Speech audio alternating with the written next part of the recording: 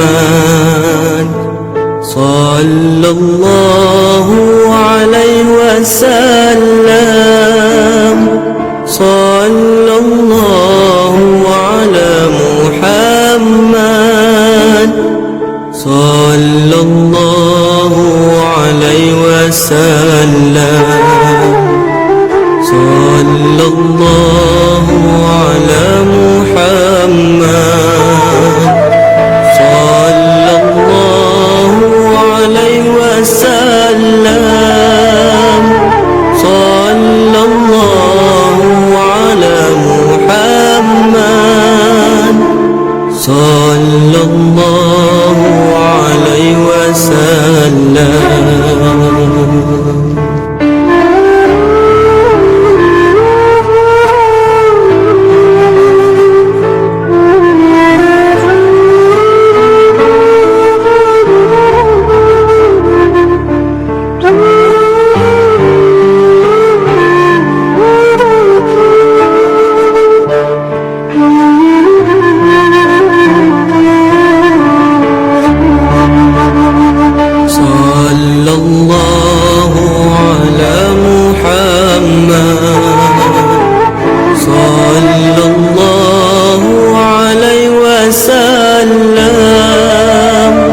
Sallallahu ala Muhammad sallallahu alaihi wasallam.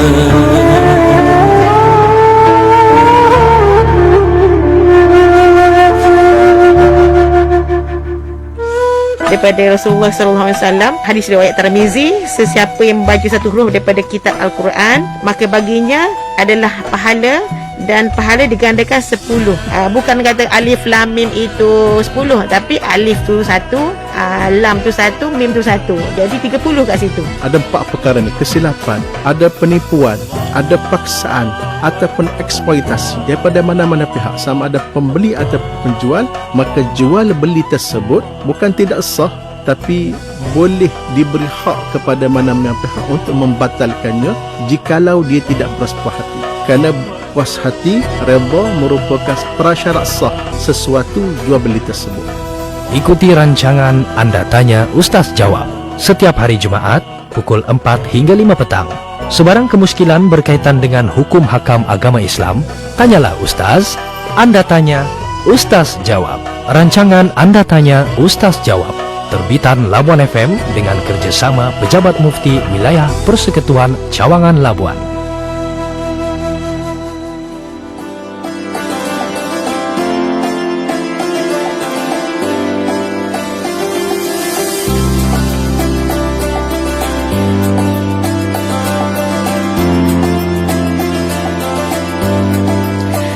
A'udzubillahi minasyaitonirrajim. Bismillahirrahmanirrahim. Assalamualaikum warahmatullahi taala wabarakatuh. Alhamdulillahirabbil alamin. Izin Allah Subhanahu wa taala kita dipertemukan di petang Jumaat yang mubarak ini, yang menerusi rancangan Anda Tanya Ustaz Jawab, rancangan terbitan Labuan FM dengan kerjasama Pejabat Mufti Cawangan Wilayah Persekutuan Labuan. Ya, selawat serta salam ke atas junjungan besar kita Nabi Muhammad sallallahu alaihi wasallam, keluarga baginda dan juga sahabat-sahabat baginda.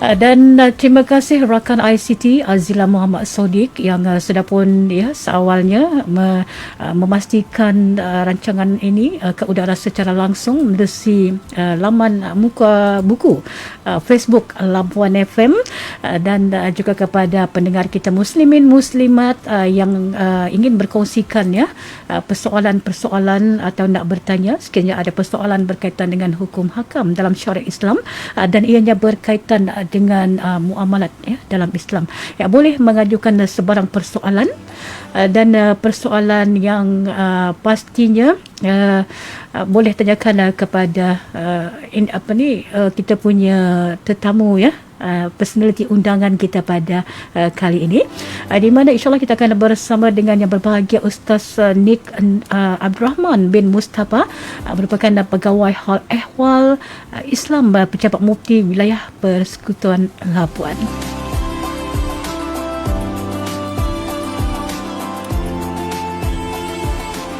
Dan sebelum kita teruskan bersama dengan yang berbahagia Ustaz Nik Abdul Rahman, sedikit kita nak kaitkan sedikit berkaitan dengan muamalat ini. Antara lain, muamalat adalah merupakan semua hukum syariatnya yang bersangkutan dengan urusan dunia, dengan memandang kepada aktiviti hidup seseorang seperti jual beli, tukar menukar, pinjam meminjam dan sebagainya. Dan muamalat juga merupakan tata cara ataupun peraturan dalam perhubungan manusia sesama manusia untuk memenuhi keperluan masing-masing yang berlandaskan syariat Allah Subhanahu Wa Taala yang melibatkan bidang ekonomi dan sosial Islam. Dan baiklah, untuk tidak melenggahkan masa, apa kata kita teruskan bersama dengan yang berbahagia Ustaz Nik Abdul Rahman. Baik, Assalamualaikum warahmatullahi taala wabarakatuh.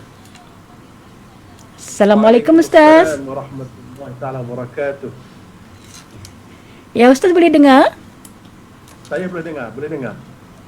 Jelas. Ya Ustaz kita masih lagi menantikan suara Ustaz Nikman Nik Abdul Rahman ke udara. Belum berapa dengar lagi lah. Okey.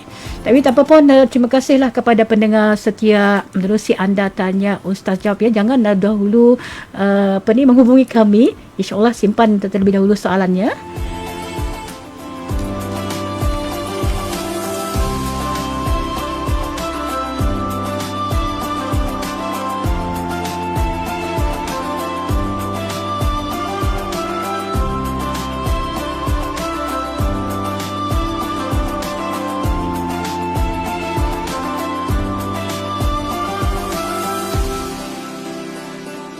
يا رسول الله سلام عليك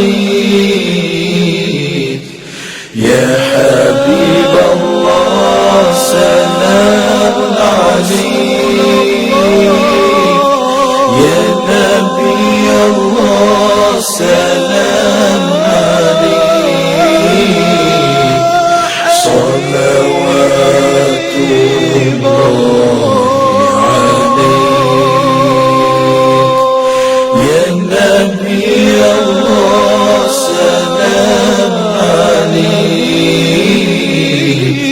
صلوات الله صلوات الله يا رسول الله سلام عليك يا حبيب الله سلام عليك يا نبي الله سلام عليك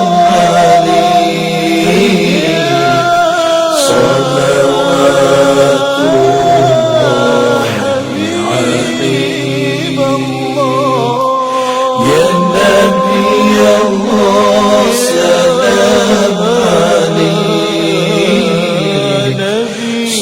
عليك صلوات الله عليك يا رسول الله سلام عليك يا حبيب الله سلام عليك يا نبي الله سلام عليك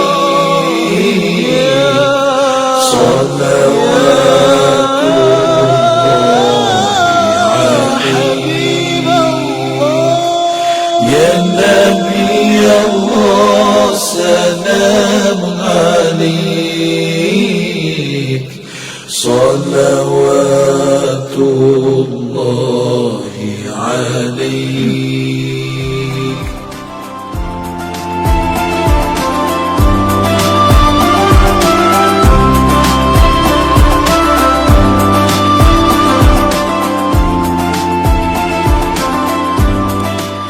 Ya, sudah pun 4:10 petang. Kita teruskan anda tanya Ustaz jawab bersama dengan Ustaz Nik dan dah pun kita dapat jelas sekali dekat live Facebook. Ya, Assalamualaikum warahmatullahi taala wabarakatuh Ustaz.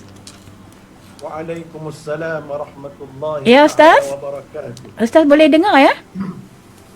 Ya, saya dengar dengan jelas suara Puan Salbiah daripada sini.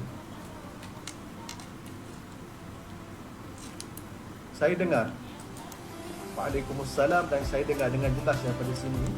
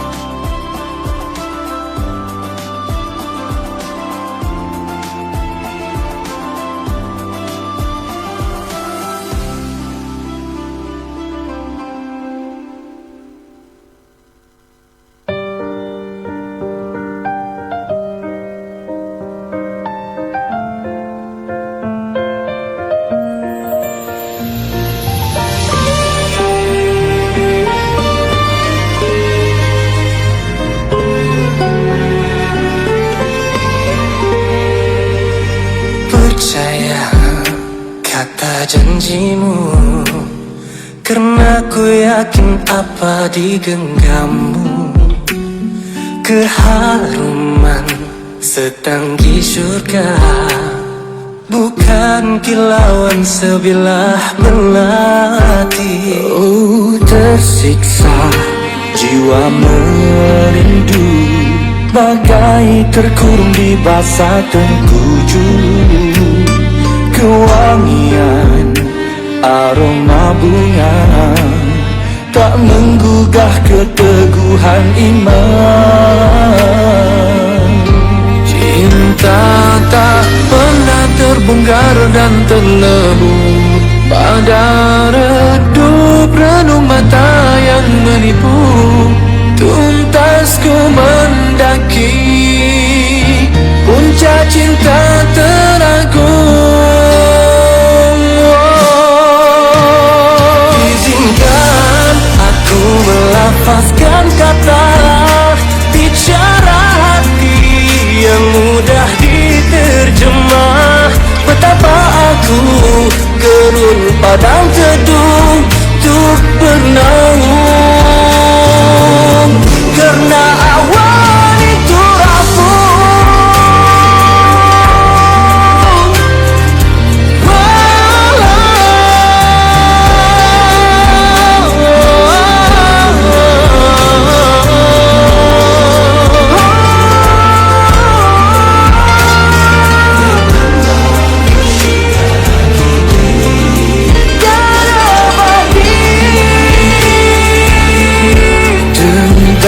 Tak merak menyala dan membakar oleh putih salju yang berguguran.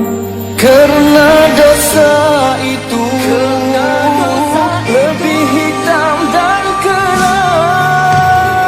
Izinkan aku melafazkan kata bicara hati yang mudah diterjemah. Betapa aku gerun pada teduh untuk berenang. Hanya rindu menjadi hamparan, karena ku pasti adanya pertemuan. Di sana nanti bukti cinta suci dilafazkan, tak bertemu pengucapan. Percaya kata janjimu, karena ku yakin apa di genggammu. Keharuman setanggi surga, bukan kilauan sebilah belati.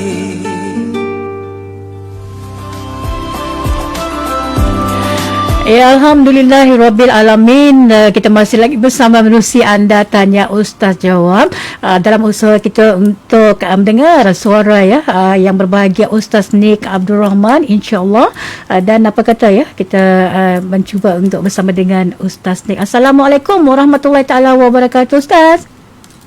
Waalaikumsalam warahmatullahi taala wabarakatuh. Ya, Ustaz bersama kami secara langsung menerusi Anda Tanya Ustaz Jawab. Ya, saya. Ya, masih tak boleh dengar suara Ustaz ya. Walaupun Ustaz di Facebook dah pun bersiap sedia sebenarnya untuk ke udara, untuk kita membuka ruang kepada pendengar kita untuk memberikan sebarang pertanyaan.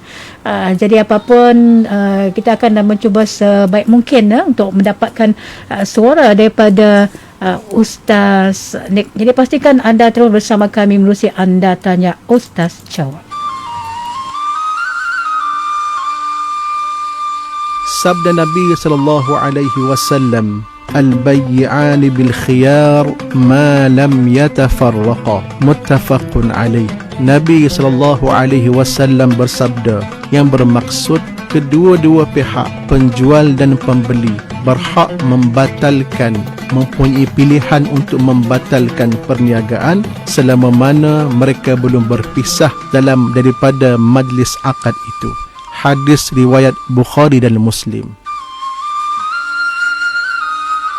أشرق البدر علينا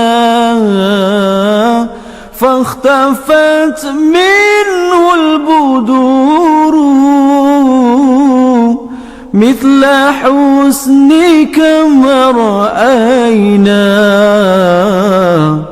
قدت يا وجه السرور.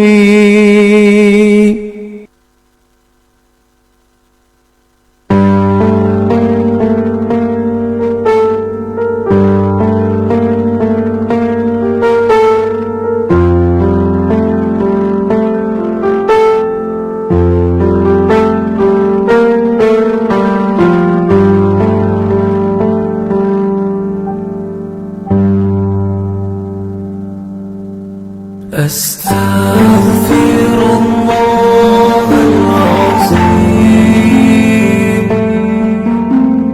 أستغفر الله العظيم أستغفر الله العظيم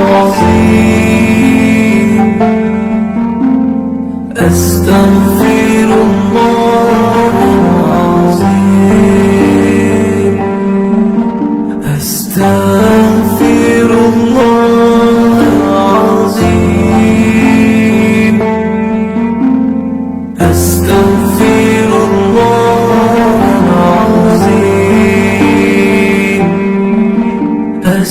أستغفر الله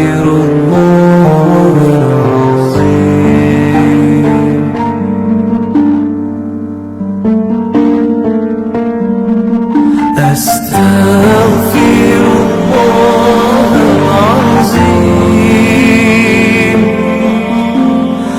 أستغفر الله العظيم أستغفر الله العظيم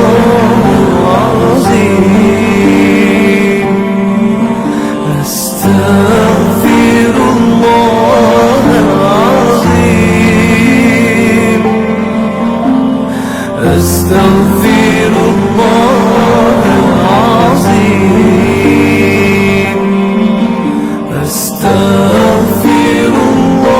الله العظيم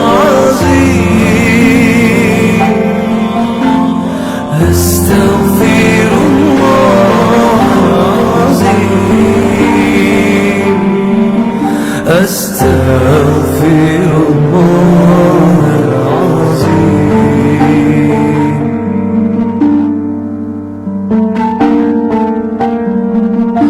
أستغفر الله العظيم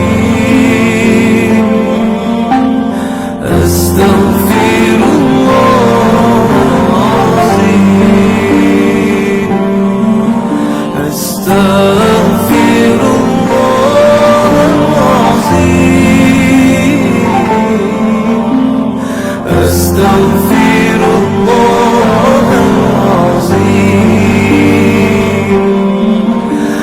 أستغفر الله العظيم أستغفر الله العظيم أستغفر الله العظيم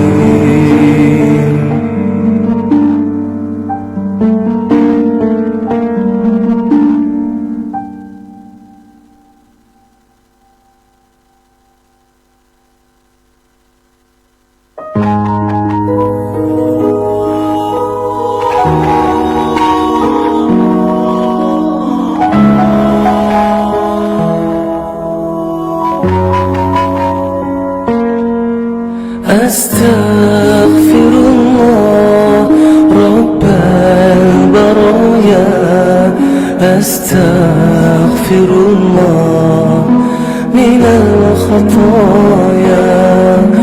أستغفر الله رب البرايا أستغفر الله من الخطايا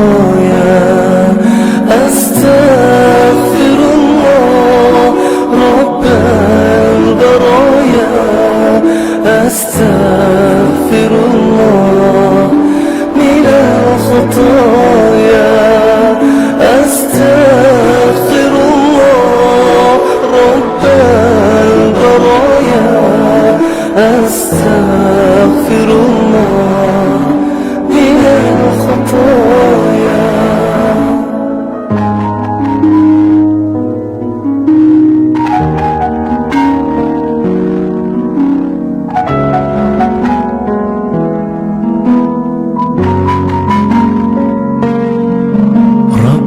زدني علما نافعا ووافقني عملا مقبولا وهب لي رزقا واسعا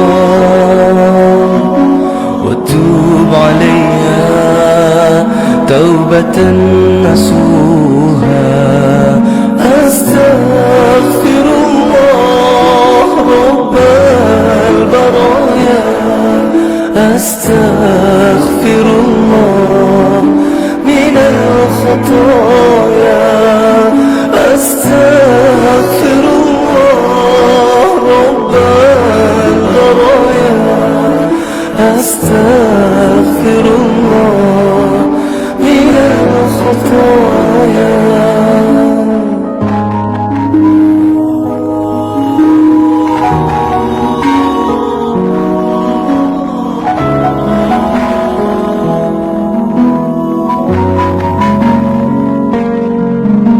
أستغفر الله رب البرايا أستغفر الله من الخطايا أستغفر الله رب البرايا أستغفر الله من الخطايا.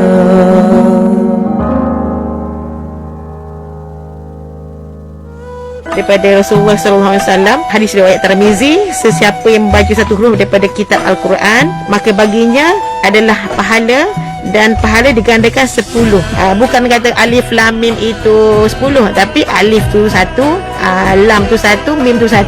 Jadi 30 kat situ. Ada 4 perkara ni: kesilapan, ada penipuan, ada paksaan ataupun eksploitasi daripada mana-mana pihak, sama ada pembeli atau penjual. Maka jual beli tersebut bukan tidak sah, tapi boleh diberi hak kepada mana-mana pihak untuk membatalkannya jikalau dia tidak berpuas hati. Kalau puas hati, redha merupakan prasyarat sah sesuatu jual beli tersebut. Ikuti rancangan Anda Tanya Ustaz Jawab setiap hari Jumaat pukul 4 hingga 5 petang. Sebarang kemuskilan berkaitan dengan hukum hakam agama Islam, tanyalah Ustaz. Anda Tanya Ustaz Jawab. Rancangan Anda Tanya Ustaz Jawab, terbitan Labuan FM dengan kerjasama Pejabat Mufti Wilayah Persekutuan Cawangan Labuan.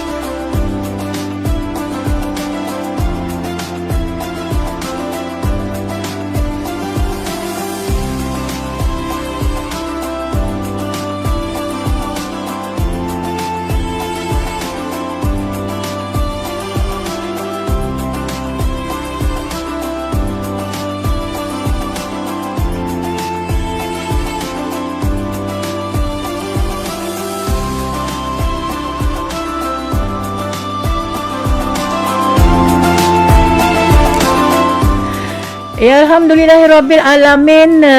Sebenarnya kita dah pun dapat menghubungi yang berbahagia Ustaz Nik Abdul Rahman. Assalamualaikum Ustaz. Waalaikumsalam warahmatullahi taala wabarakatuh.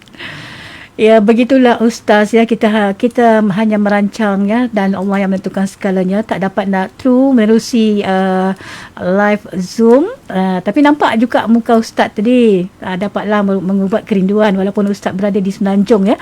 Baik, kita bersama menerusi dalam talian. Apapun kita nak ucapkan Assalamualaikum dan terima kasih kepada Ustaz, dan sebagai mungkin ada kata-kata awal daripada Ustaz ya sebelum kita ada pertanyaan untuk tanyakan pada Ustaz. Silakan Ustaz. Baik, Bismillahirrahmanirrahim. Alhamdulillahi Rabbil Alamin. Wassalatu wassalam ala ashrafil anbiya'i wal mursalin. Wa ala alihi wa ashabihi ajma'in. DJ Puan Salbiah, rakan ICT dan seterusnya. Ya Ustaz. Para pendengar yang dihormati dan dikasihi sekalian. Ya.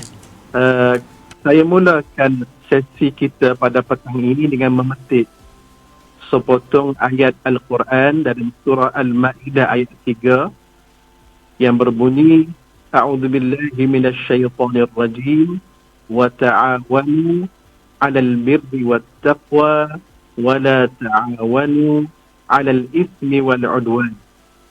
Hendaklah kita sentiasa tolong menolong di atas jalan kebaikan dan ketakwaan, dan jangan sekali-kali kita saling tolong bertolongan pada melakukan perkara dosa, yakni maksiat dan juga permusuhan.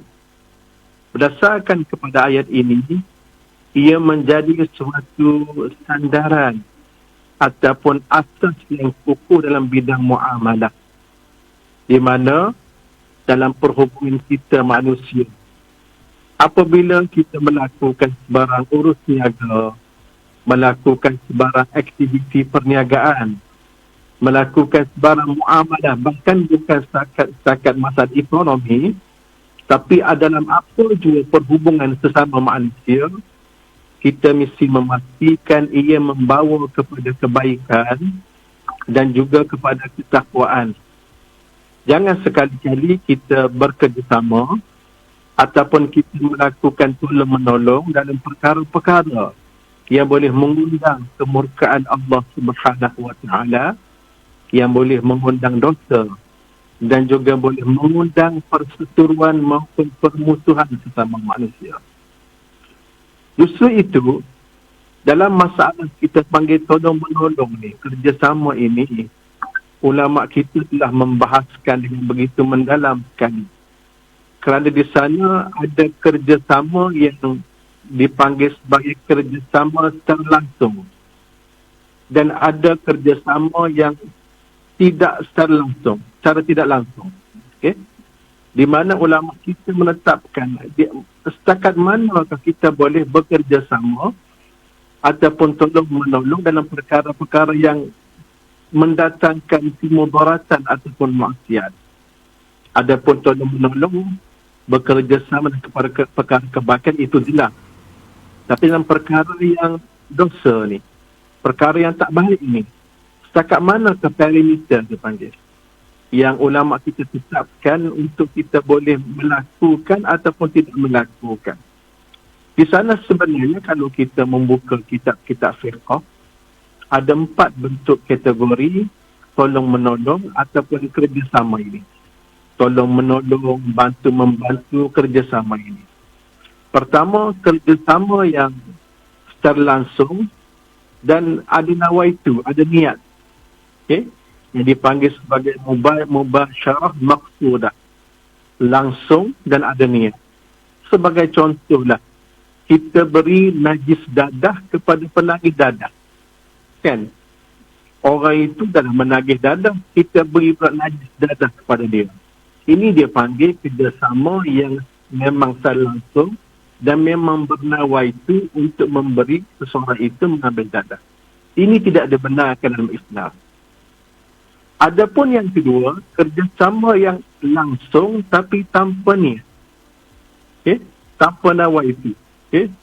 Contohnya, kita beri kepada penagih dadah, kita memberi sedekah lah. Kita memberi sesuatu kepada penagih dadah. Kita katalah kita memberi alat untuk membuat dadah. Okay?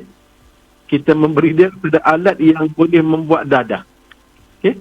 Walaupun kita beri itu bukan niat dia untuk dia menagih dadah, tapi kerana alat itu tidak boleh digunakan untuk perkara lain, tujuan lain melainkan untuk melakukan membuat dadah, maka kerjasama ini juga walaupun tanpa niat juga tidak dibenarkan kerana ia langsung menjurus ke arah kejahatan dan kemudaratan. Adapun kerjasama yang dengan niat tapi tak langsung. Yang ketiga, kerjasama dengan niat tapi secara tak langsung. Maksud ghair mubasyarah. Contoh, kita beri seseorang duit kepada seseorang, kita beri duit kepada penagih dadah, yang kemungkinan besar penagih dadah tersebut akan membeli dengan duit tadi najis dadah. Kita beri duit, kita bukan bagi dadah, kita bagi duit. Tapi kita tahu penagih dadah ni memang dia akan ambil duit itu untuk beli dadah. So walaupun dengan niat tapi tak langsung juga tidak dibenarkan dalam Islam, kerana memang kita akan menjuruskan orang tadi dan juga kita kepada benda yang tidak tepat. Adapun yang dibenarkan dalam perkara yang membawa kepada dosa, membawa kepada permusuhan, ialah kerjasama dengan niat, kerjasama tidak langsung dan tanpa niat. Kerjasama tanpa langsung dan tanpa niat. Ghair mubasyarah wala maqsudah. Katalah contoh, kita beri basikal kepada seorang penagih dadah. Ataupun kita bagi dia peluang pekerjaan kepada penagih dadah. Kita bukan niat untuk memberi dadah kepada dia. Dan tindakan kita memberi peluang pekerjaan bukanlah tindakan yang dia panggil secara langsung membawa kepada dia menagih dadah. Tapi kalau dia gunakan kesempatan tadi untuk dia menagih dadah, maka ini merupakan kesalahan yang terletak ke atas penagih dadah itu tadi. Bukan lagi kita. Kerana kita memang membantu dia secara tidak langsung dan bukan tanpa niat. Maka ini kerjasama seperti ini sahaja yang dibenarkan dalam Islam dalam perkara-perkara yang haram, perkara-perkara yang boleh menyebabkan kepada dosa. Jadi apa jua alasan, apa jua alasan, dan pernah kita bincang pada sesi lalu tentang contoh fatwa berkenaan dengan kerjasama ini, apa jua alasan yang membawa kepada kejahatan itu ditinggal dalam Islam, kecuali kerjasama, bantu-membantu, tolong-menolong yang tidak terlangsung dan tanpa niat, ini sahaja yang dibenarkan oleh agama kita. Saya rasa setakat itulah untuk sesi mukadimah pada petang ini. Wallahu a'lam. Ya, Alhamdulillah, tu dia Ustaz perkongsiannya, dan itu mungkin merupakan rangkuman lah.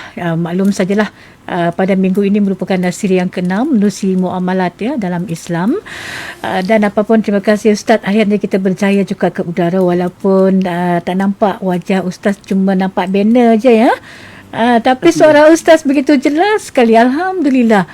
Dan baik Ustaz, ni kita nak tanya, dari tadi sudah nak bertanya pada Ustaz berkaitan dengan persoalan ni, berkaitan dengan contoh kalau pasangan suami isteri Ustaz suami selalu dia akan bagi belanjalah pada isteri, tak kira lah berapalah Ustaz tapi bagaimanakah hukum sekiranya isteri menggunakan sebahagian harta tersebut ataupun mengambil sedikit harta suami untuk disedekahkan pada orang lain yang memerlukan, tapi suami tak tahu langsung jadi, dan suami tidak meminta keizinan daripada suami. Jadi berkaitan dengan persoalan ini mohon pencerahan daripada Ustaz. Silakan Ustaz. Baik. Ini silakan. Para pendengar yang dikasihkan, ini soalan yang cukup bagus. Ya. Cukup baik dan memang berlaku dalam masyarakat kita pada hari ini. Ya. Kadang-kadang suami dia kedekut sikit. Nak bagi duit lebih kepada isteri. Suami ni Bukan semualah, sebahagiannya lebih suka menghabiskan duit beli beli aksesori kereta dan tukar telefon baru kan. Jadi Yes, duit belanja kepada isteri itu cukup saja. So timbul persoalan, bagaimana kalau isteri dalam kurungan mencuri duit suami, kan, mencuri duit suami untuk dia buat sedekah. Ya. Okay? Baik. Puan Talbih dan para pendengar sekalian, pada asasnya hukum memberi sedekah dengan menggunakan harta orang lain adalah haram. Okey? Kerana pemberian tersebut Ya. menggunakan barangan ataupun sesuatu yang bukan milik dia. Tak boleh. Okay? Ya. Manakala perbuatan menggunakan harta orang lain tanpa izin adalah merupakan satu kesalahan dalam Islam juga. Ini jelas. Kita tak boleh. Harta suami, harta isteri. Suami tak boleh ambil, curi harta isteri tak boleh curi harta suami. Anak tak boleh curi harta ibu bapa pun tak boleh curi tabung duit hari raya anak. Okay, masing-masing ada hak masing-masing. Namun dalam masalah hubungan rumah tangga, dia bukan complicated, tapi dia ada kedudukan dan suasana hukum yang tersendiri. Kerana suami isteri ni lah, bila orang kata tidur sebantal, hidup serumah, gembira bersama, menangis bersama. Ya. Maka di situ para ulama ada membuat pengkajian, ada membuat kefahaman berdasar kepada hadis-hadis Nabi SAW. Secara ringkasnya, Ya.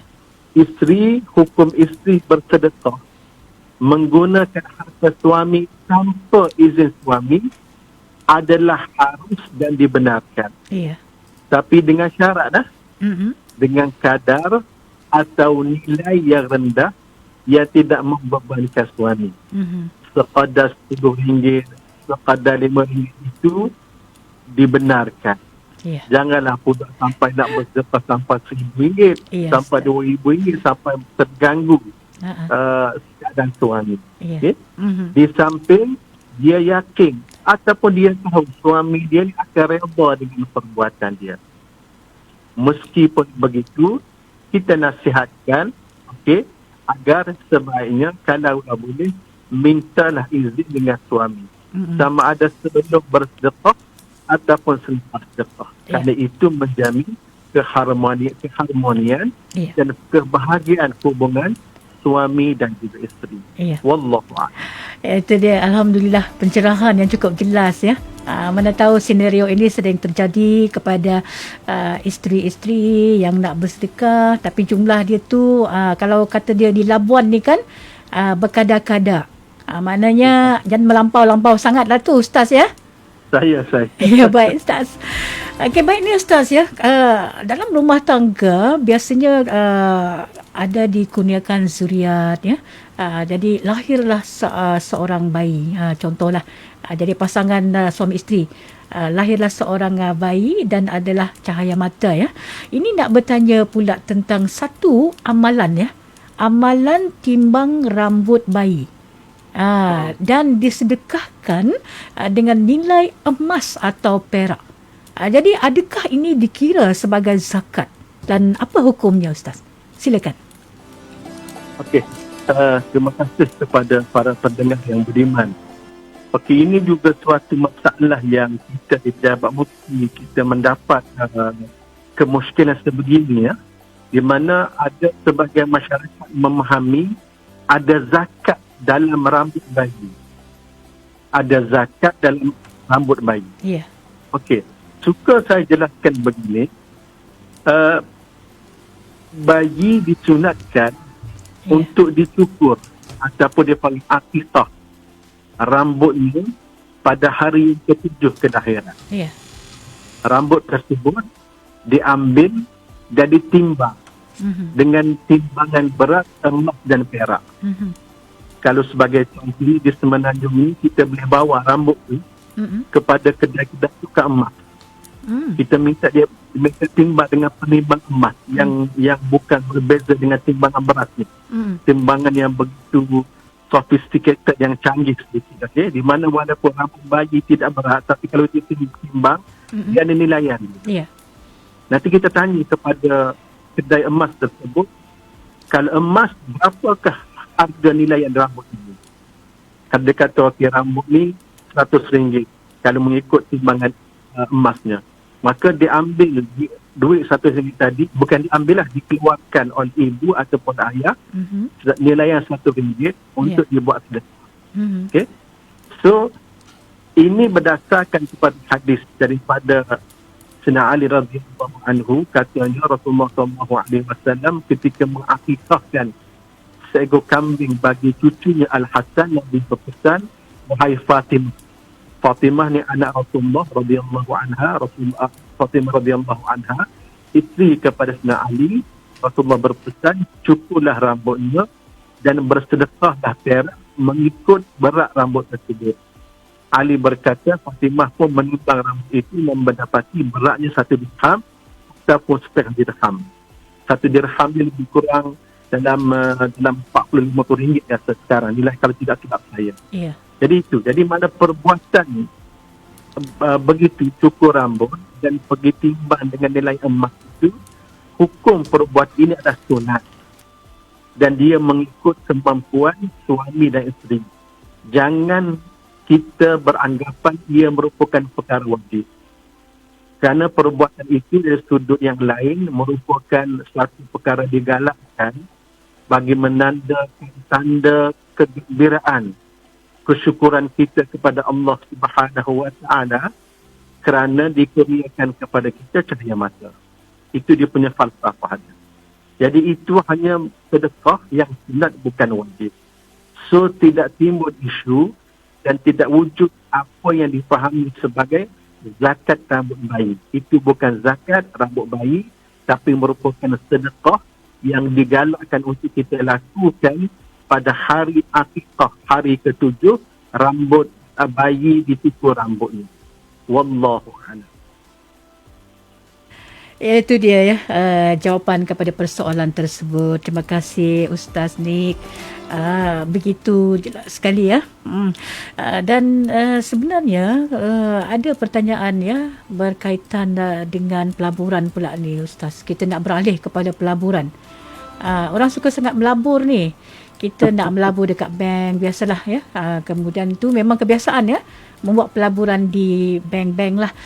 Tapi bagaimana pula berkaitan dengan yang suka melabur di dalam syarikat? Contohlah ada satu syarikat tu di mana perjanjian dia senang aja. Dia melabur RM5,000, kemudian syarikat itu berjanji untuk memberikan 10% ya dari apa yang dilaburkan. Contoh kalau RM5,000 kena darablah dengan 10%. Jadi setiap tahun 10% keuntungan itu diberikan oleh syarikat tersebut kepada penerakan yang melabur.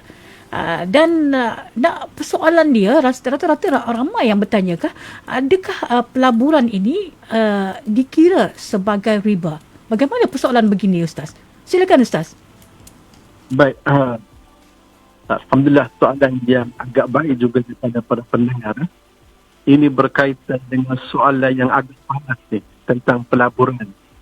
Masyarakat kita di Malaysia ni suka melabur, tapi kebanyakannya berlebur, bukan melabur. Okay? Dan kita juga kena beringat kerana juga terdapat instrumen-instrumen yang dikenal pasti oleh pihak berkuasa, khususnya Bank Negara Malaysia, adanya penipuan dalam pelaburan ini. Maksudnya dia bukan suatu bentuk perniagaan yang sebenar, tapi lebih kepada money games, perbuatan memanipulasi duit tersebut. Balik kepada soalan yang dikemukakan tadi, saya hanya menunjuk kepada soalan ini, iaitulah keuntungan, adakah ia merupakan halal ataupun haram? Jikalau kita menabur satu jumlah dalam sebuah institusi, entiti perniagaan, dia menjanjikan 10%, daripada wang yang dilaburkan ataupun dalam kurungan modal. Okay. Saya pecahkan soalan ini supaya kita boleh mudah faham. Pertama, melabur itu dibenarkan dan digalakkan dalam Islam. Melabur dalam jumlah RM5,000 ataupun RM50,000 ataupun apa jua masalah juga tidak menjadi sesuatu kesalahan dalam sudut agama dan juga undang-undang negara. Yang ketiga, dilaburkan dalam entiti keuangan, dalam entiti perniagaan. Yang ni pun Islam letakkan garis paduan, jikalau di sana terdapat pelaburan yang sebenar, maka dibenarkan. Dan tidak ada unsur-unsur riba, tidak ada unsur-unsur menipu, kezaliman, sebagainya dibenarkan. Cuma kita tambah sedikit, untuk menjamin keselamatan, biarlah entiti tersebut disahkan oleh pihak berkuasa negara, iaitulah sebagai contoh Bank Negara Malaysia ataupun Suruhanjaya Security. Okey, perjanjian mendapat pulangan 10% pun tak ada isu. Dia nak janji 10% ke, 5% ke, 50% ke, ataupun 500% pun tidak ada masalah di sana. Yang menjadi masalah dan masalah paling besar sekali menentukan halal ataupun haram ialah daripada mana diambil keuntungan itu. Jikalau 5% sebagai contoh, diambil daripada hasil keuntungan, itu dibenarkan dari sudut syarak dan juga undang-undang negara. Kita bagi duit kepada sebuah entiti perniagaan sebagai contoh bank, kepada syarikat telekom kita beli saham dia sebagai contoh, mereka melakukan perniagaan di akhir tahun diisytiharkan.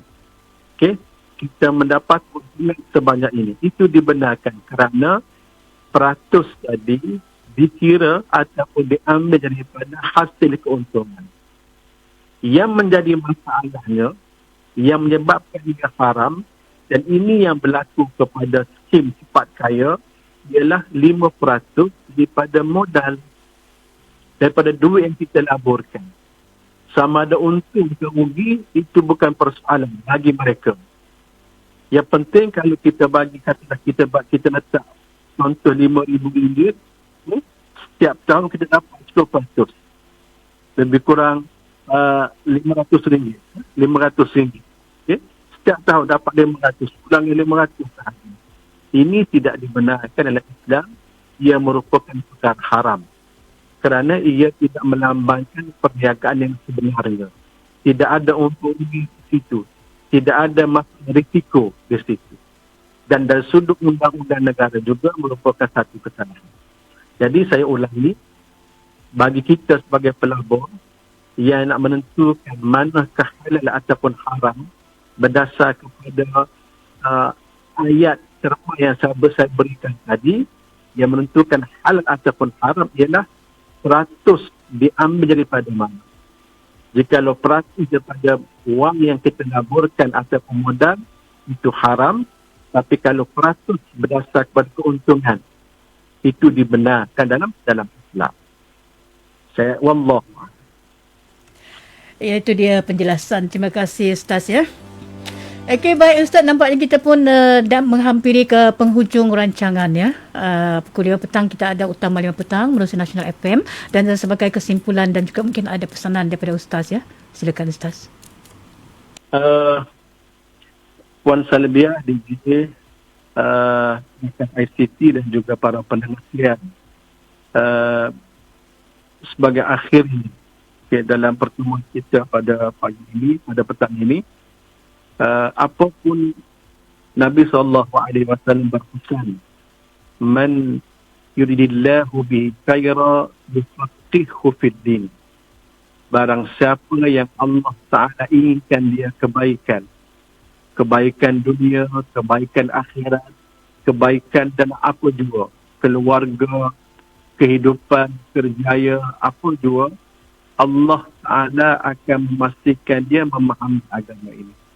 Maknanya, kalau kita dapat kejayaan dalam urus perniagaan ataupun dalam apa jua, pelajaran, pendidikan, apa jua, kita mestilah berusaha untuk mendalami ilmu agama. Kerana ilmu agama ini yang akan dapat menjamin kebahagiaan kita dan dapat menyuluh kehidupan kita menuju ke arah yang benar dan tidak salah. Amalah-malah juga kita yang sementara di dunia ini, yang mungkin hanya berumur 50 tahun, yang sekadar akan habis umur 60 tahun. Kita akan hidup di alam barzakh, satu lagi dalam alam kubur tu lebih panjang. Mungkin beratus-ratus tahun lagi. Amalah-malah dan tempoh yang singkat ini, kita tidak mengambil peluang untuk menambah ilmu kita, untuk memantapkan pengetahuan kita, untuk kita mendalami ilmu agama ini. Jadi insya-Allah kita berharap kita akan letakkan satu harapan kita pada kali ini untuk kita saling menambah ilmu dan memahami agama ini. Setakat itulah sekadar untuk perkongsian pada petang ini. Saya ucap terima kasih kepada semua, terima kasih kepada pendengar yang bersabar seketika bersama kami pada petang ini. Mudah-mudahan kita semua akan mendapat kebaikan. Aku qauli hadza. Assalamualaikum warahmatullahi taala wabarakatuh. Ya, Waalaikumsalam warahmatullahi taala wabarakatuh. Terima kasih Ustaz. InsyaAllah ada kesempatan kita akan bersama lagi melalui anda tanya Ustaz jawab. Jadi pun terima kasihlah ya, di kesempatan yang ada ini Ustaz ya. Jumpa lagi Ustaz. Ya, insyaAllah Ya. jumpa lagi. Ya, Assalamualaikum warahmatullahi taala wabarakatuh. Terima kasih yang berbahagia Ustaz Nik Abdurrahman bin Mustafa, merupakan pegawai Hal Ehwal Islam ya, Pejabat Mufti Wilayah Persekutuan Labuan. Kita dah pun bersama ya, lebih kurang 60 minit. Dan terima kasih rakan ICT Azila dan juga rakan teknik kita Jiro pun ada bersama ya. Terima kasih rakan-rakan di Facebook. InsyaAllah di lain kesempatan kita akan cuba mendapatkan wajah Ustaz secara live, tapi suaranya begitu jelas sekali. Jadi insyaAllah ada kesempatan kita akan bertemu lagi. Jangan lupa pada minggu hadapan yang 4 Mac 2022 kita akan bersama yang berbahagia Ustazah Azlina binti Muhammad Nur, merupakan guru takmir dari Jabatan Agama Islam Wilayah Persekutuan Labuan, di mana topik akan dibawakan memelihara kesucian Al-Quran, tanggungjawab bersama. Okey, dengan itu anda tanya Ustaz jawab mengundurkan diri seketika, dan tepat 5 petang kita akan ikuti utama 5 petang dan teruskan mendengar Labuan FM, suara pesisir anda sehingga pukul 7 malam nanti. Dan sama-sama ya kita muhasabah diri. Wabillahi taufiq wal hidayah. Assalamualaikum warahmatullahi taala wabarakatuh.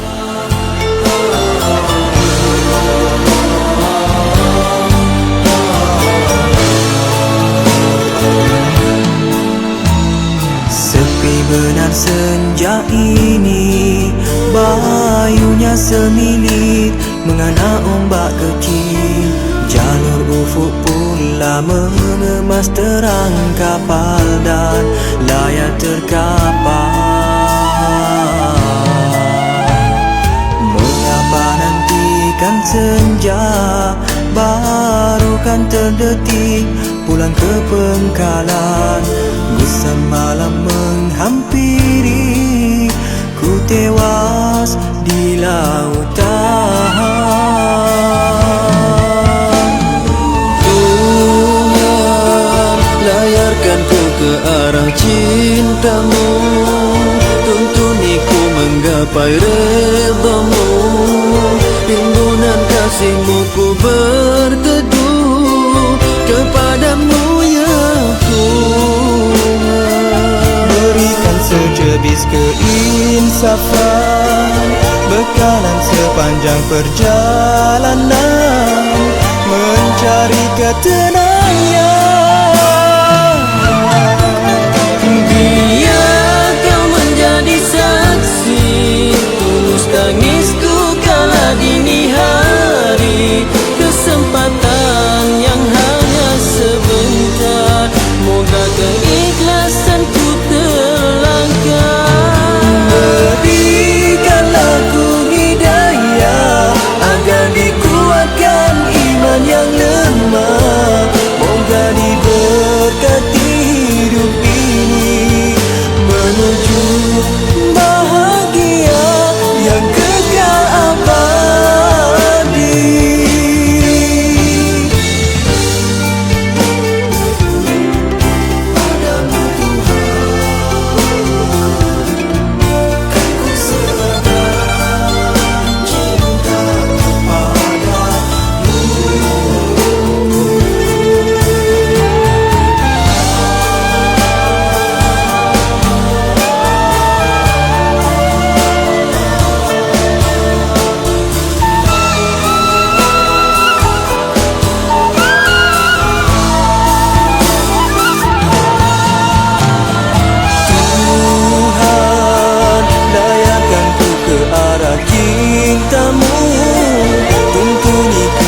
gapai